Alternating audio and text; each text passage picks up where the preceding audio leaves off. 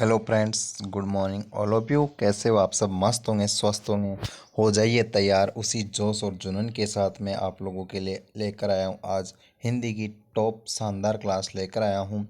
आज की क्लास में मैं आप लोगों के सामने हिंदी के सभी मोस्ट इम्पोर्टेंट क्वेश्चन की बात करने वाला हूँ, जो आपके लिए एग्ज़ाम में बहुत ही कारगर साबित होने वाले हैं। दोस्तों, आप लोग चैनल पर नए हो तो चैनल को सब्सक्राइब कर लीजिए। वीडियो अच्छा लगे तो लाइक ज़रूर करना, शेयर ज़रूर करना दोस्तों, और चैनल सब्सक्राइब करके बेल आइकन प्रेस कर लीजिए ताकि आने वाले सभी वीडियो की नोटिफिकेशन आपको मिल सके। दोस्तों, आपके पास मात्र 25 दिन का समय बचा है आपके बीएसटीसी के एग्ज़ाम के लिए, और 30 क्वेश्चन आपके बीएसटीसी के पेपर में आने वाले हैं दोस्तों। तो डरने घबराने की कतई ज़रूरत नहीं है। मैं आपके लिए लगातार साथ हूँ और लगातार क्लासें लाता रहूँगा। आज हिंदी की शानदार क्लास हैं। इससे पहले हिंदी के बीएसटीसी के लिए मैं 2 सेशन करवा चुका हूँ। अगर आपने नहीं देखे हो तो देख लीजिए, राजस्थान जीके की प्लेलिस्ट बनी हुई है, उसको भी आप लोगों को देख लेना चाहिए। बिना किसी देरी के शुरू करते हैं आज का सेशन। राम पढ़ाई करता है, वाक्य में पढ़ाई करना कौन सा पद है? वेरी वेरी इंपॉर्टेंट है दोस्तों। हर टॉपिक को कवर करके मैंने क्वेश्चन बनाया है। तो यहाँ पर वाक्य में जो आपके एक टॉपिक लगता है दोस्तों हिंदी ग्रामर में, क्रिया। क्रिया किसे कहते हैं? किसी कार्य का करना या होना पाया जाना क्रिया कहलाता है दोस्तों। अच्छा, जैसे राम पढ़ाई करता है, सीता पत्र लिखती है, तो लिखना, पढ़ना, गाना, सोना, पीना, खाना, ये सब आपके क्रिया पद होते हैं दोस्तों। क्रियाएं होती हैं, धातु रूप होते हैं। क्रिया कितने प्रकार की होती हैं? 2 प्रकार की होती हैं, सकर्मक क्रिया व और अकर्मक क्रिया। जिस क्रिया में कर्म की आवश्यकता होती है वहाँ सकर्मक क्रिया होती हैं। जैसे राम पत्र लिखता है, तो राम क्या लिखता है? पत्र लिखता है। अच्छा क्वेश्चन है दोस्तों। और सीता गाना गाती हैं, सीता क्या गाती हैं? गाना। दोस्तों, एक बात बताऊं, सकर्मक अकर्मक का पता कैसे लगाते हैं? सकर्मक क्रिया उसे कहते हैं जब क्रिया के आगे क्या या किसको शब्द से अगर आप लोग क्वेश्चन करते हो, जैसे सीता क्या लिखती हैं? तो पत्र लिखती हैं, जवाब मिल रहा है पत्र। अगर जवाब मिल जाए तो समझ जाना सकर्मक क्रिया है, जवाब नहीं मिले तो समझ जाना अकर्मक क्रिया है। जैसे पक्षी उड़ते हैं, तो पक्षी क्या उड़ते हैं? पता नहीं क्या उड़ते हैं, तो वो अकर्मक क्रिया है, उड़ना। दोस्तों, आज की क्लास के क्वेश्चन इतने शानदार जानदार क्वेश्चन हैं, तो आप लोग भी देख के तैयार हो जाइए, क्योंकि बीएसटीसी में आए हुए पूरे पेपर मैंने देख लिए। क्वेश्चन कैसे पूछता है, एग्ज़ाम पैटर्न क्या है, वो मुझे पता है। आप लोग भी इस बात से परिचित हो। जैसे क्रिया वाला टॉपिक है तो क्रिया में ऐसे क्वेश्चन पूछना स्वाभाविक है। तो पढ़ाई करना यहाँ पर क्या है? पढ़ाई करना यहाँ पर क्रिया रूप है दोस्तों। B number option right answer हो जाएगा। नेक्स्ट क्वेश्चन देखिएगा आपके सामने। मधुर शब्द में कौन सा विशेषण है? वेरी इंपॉर्टेंट है दोस्तों, शानदार क्वेश्चन है। मधुर शब्द में कौन सा विशेषण है? गुणवाचक, संख्यावाचक, सार्वनामिक या परिमाणवाचक? दोस्तों, विशेषण किसे कहते हैं? संज्ञा और सर्वनाम की विशेषता बताने वाले शब्दों को विशेषण कहते हैं। जैसे पूजा सुंदर लड़की है, तो पूजा की विशेषता बता रहे हैं दोस्तों। यहाँ पर सुंदर शब्द, पूजा की आवाज़ मधुर है, तो मधुर शब्द यहाँ पर पूजा की आवाज़ की विशेषता बता रहा है दोस्तों। तो गुण बता रहा है पूजा के, तो राइट आंसर हो जाएगा ए नंबर ऑप्शन। गुण या दोष बताए जाते हैं वो गुणवाचक विशेषण होता है। जहाँ पर संख्यावाचक शब्दों का बोध होता है वो संख्यावाचक विशेषण, जैसे 2 पेन, 4 पेन, ये होता है दोस्तों सार्वनामिक। सर्वनाम शब्द से बनने वाले विशेषण को सार्वनामिक विशेषण। परिमाणवाचक, जैसे 2 किलो चीनी और 4 लीटर दूध, ये परिमाणवाचक विशेषण होते हैं दोस्तों। विशेषण के प्रकार भी आप लोगों को ध्यान होने चाहिए। नेक्स्ट, मैंने खाना खाया में कौन सा काल है? वेरी इंपॉर्टेंट है दोस्तों, काल वाला टॉपिक। देखिए आपके सामने हर टॉपिक से क्वेश्चन है। काल को आप इंग्लिश में टेंस बोलते हो। तो काल होते हैं 3 प्रकार के। इंग्लिश में भी 3 प्रकार के टेंस होते थे, आप बचपन से पढ़ते आ रहे हो। तो 3 होते हैं, एक तो वर्तमान काल, एक भविष्यत काल, एक भूतकाल जो बीत चुका है।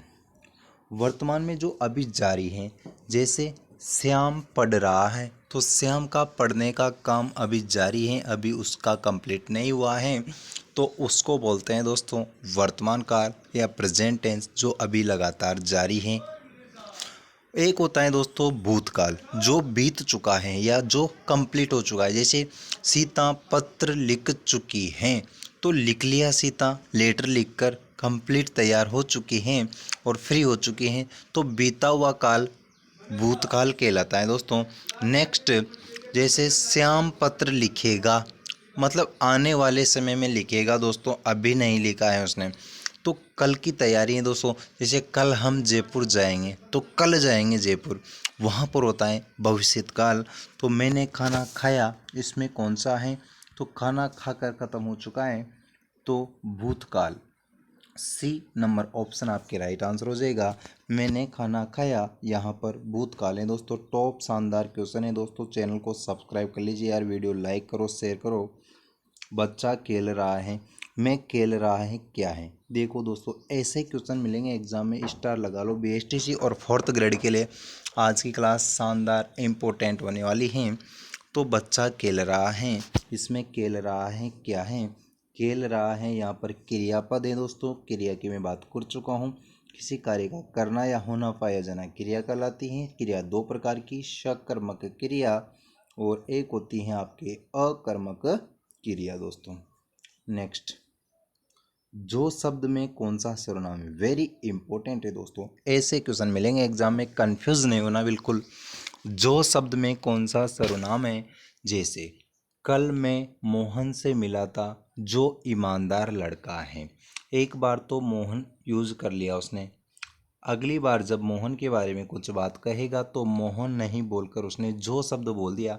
तो जो शब्द क्या बता रहा है, संबंध बता रहा है मोहन से। तो ऐसे क्वेश्चन पूछेगा दोस्तों। तो जो शब्द यहाँ पर संबंधवाचक सर्वनाम हो जाएगा साथियों। और मैं आपके सामने बात करूँ सर्वनाम, निजवाचक सर्वनाम किसे कहते हैं, जो स्वयं का बोध कराते हैं। जैसे मैं अपना काम स्वयं कर लूँगा, मैं वहाँ स्वयं अपने आप चला जाऊँगा, ये निजवाचक सर्वनाम होते हैं। निश्चयवाचक, निश्चित संख्या का बोध कराने वाले शब्दों को निश्चयवाचक कहते हैं दोस्तों।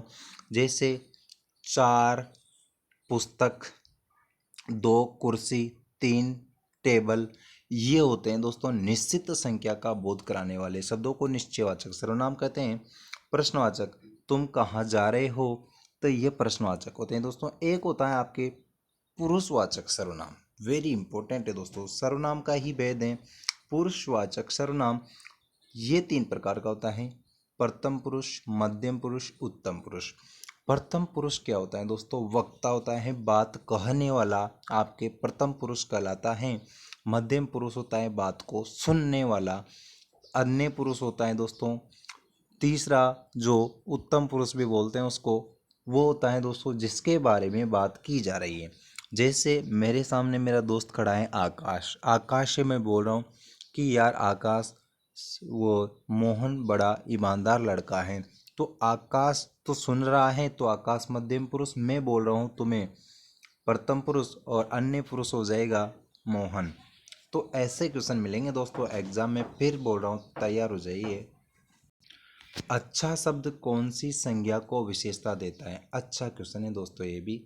अच्छा शब्द कौन सी संज्ञा को विशेषता देता है दोस्तों, तो यहाँ पर थोड़ा क्वेश्चन में अच्छा शब्द किस पद को विशेषता देता है दोस्तों, क्रिया को, संज्ञा को, सर्वनाम को या क्रिया विशेषण को। आपके सामने मैंने परिभाषा बताई थी किसकी, विशेषण की। तो विशेषता देते हैं संज्ञा या सर्वनाम शब्दों को। तो अच्छा किसको देगा, जैसे श्याम अच्छा लड़का है, तो श्याम क्या है, संज्ञा, तो श्याम की विशेषता बता रहा है अच्छा। तो बी नंबर राइट आंसर हो जाएगा। ऐसे क्वेश्चन डायरेक्ट एग्जाम में पूछे जाएंगे, फिर बोल रहा हूँ यहाँ से डायरेक्ट ही क्वेश्चन मिलेंगे आपको। तो आप एक है क्रिया विशेषण, नया शब्द आप लोगों को दिख रहा होगा, ये किसे कहते हैं, इंग्लिश में इसको एडवर्ब बोला जाता है। ये दोस्तों क्रिया की भी विशेषता बता देता है और विशेषण की भी विशेषता बताता है, या क्रिया विशेषण की भी विशेषता। सबसे ज़्यादा शब्दों को विशेषता बताने वाले शब्द हैं क्रिया विशेषण। ये स्वयं क्रिया विशेषण की, जैसे पूजा बहुत सुंदर है, तो सुंदर शब्द तो हो गया विशेषण। और कितना सुंदर है, कितनी सुंदर है, बहुत ही सुंदर है, तो बहुत शब्द हो गया यहाँ पर क्रिया विशेषण शब्द। दोस्तों क्वेश्चन ऐसे ही मिलेंगे आपको पेपर में, पूरी गारंटी के साथ बोल रहा हूँ। चैनल को सब्सक्राइब कर लीजिए, यहाँ से आपको डायरेक्ट ही क्वेश्चन मिलेंगे एग्जाम में। घर घर दीप जले में कौन सा अलंकार है? घर घर दीप जले, देखो कितना शानदार क्वेश्चन है। अनुप्रास अलंकार, रूपक अलंकार, यमक अलंकार या उपमा अलंकार? दोस्तों अनुप्रास अलंकार, जिसमें व्यंजन शब्दों की बार बार पुनरावृत्ति होती है, उसको आपके अनुप्रास कहते हैं। एक स्वर अनुप्रास होता है दोस्तों, स्वर अनुप्रास में स्वर शब्दों की ध्वनि बार बार रिपीट होती हैं, वह स्वर अनुप्रास कहलाता है दोस्तों। उपमा अलंकार में विशेषता बताई जाती है। एक होता है मानवीकरण, उसमें निर्जीव वस्तु की तुलना मानव से की जाती है दोस्तों। तो वैसे क्वेश्चन, जैसे फूल मुस्कुरा रहे हैं, तो फूल मुस्कुराते नहीं है एक्चुअली में, लेकिन फूल खिल रहे हैं, तो उसके लिए आप मुस्कुराना शब्द यूज कर रहे हो, तो मानवीकरण हो जाता है। ऐसे क्वेश्चन अनुप्रास से आपको मिलेंगे सीधे ही एग्जाम में। वह विद्यालय जाता है, वाक्य में विद्यालय कौन सा पद है? देखो कितने अच्छे अच्छे सेलेक्टेड टॉप 15 क्वेश्चन ही हैं आपकी क्लास में आज, लेकिन पूरे सिलेबस को कवर करते हैं दोस्तों। आप लोग बता देना कि कौन से टॉपिक से क्वेश्चन नहीं मिला। वह विद्यालय जाता है, तो कर्ता कर्म विशेषण या क्रिया, यहाँ पर विद्यालय शब्द है दोस्तों कर्म, B number option right answer हो जाएगा। कहाँ जाता है? विद्यालय को जाता है, तो राइट आंसर हो जाएगा बी नंबर ऑप्शन। मीठा शब्द किस जाति का है? देखो आप, अब लिंग वाला एक टॉपिक है आपके दोस्तों। तो लिंग दो प्रकार के होते हैं। लिंग सबसे पहले कहते किसे हैं? किसी शब्द को स्त्री या पुरुष जाति का बोध कराने वाले शब्दों को लिंग कहते हैं। लिंग दो प्रकार के होते हैं, स्त्रीलिंग और पुल्लिंग। स्त्री जाति का बोध कराने वाले शब्दों को स्त्रीलिंग, और पुल्लिंग किसे कहते हैं? पुरुष जाति का बोध कराने वाले शब्दों को पुल्लिंग कहते हैं दोस्तों। जैसे राम, घोड़ा, ये पुल्लिंग शब्द हैं, और लड़की, सीता, गाय, ये स्त्रीलिंग शब्द हैं दोस्तों।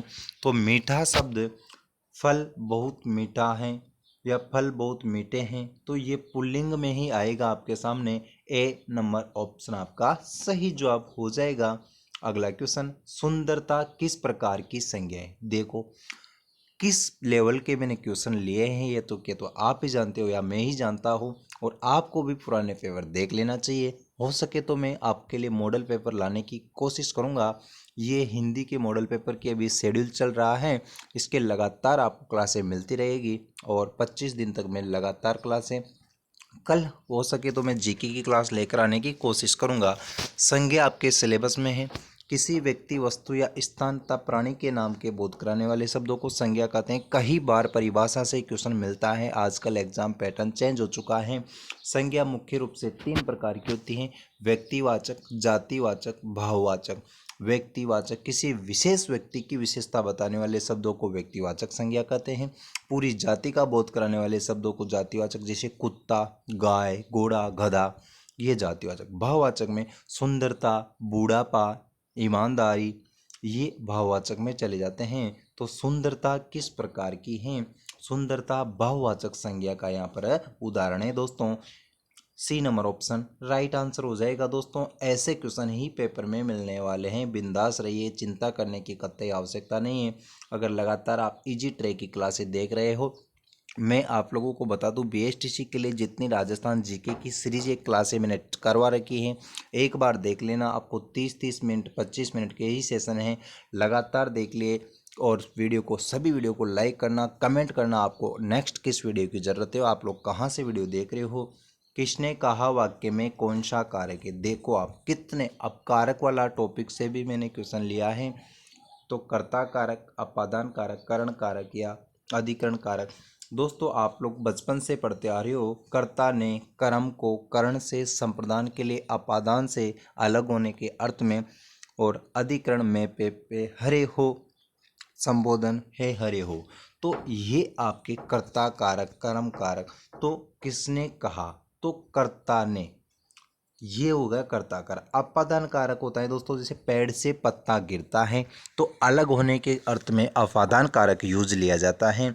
तो हो जाता है अपादान कारक। श्याम पेन से कलम से पेन से या कलम से पत्र लिखता है तो करण हो जाता है, अधिकरण हो जाता है कि मेज पर पुस्तक रखी हुई है, पर ये शब्द होते हैं, इस पे यूज होते हैं दोस्तों। नेक्स्ट क्वेश्चन, जल्दी चलो वाक्य में जल्दी शब्द क्या है।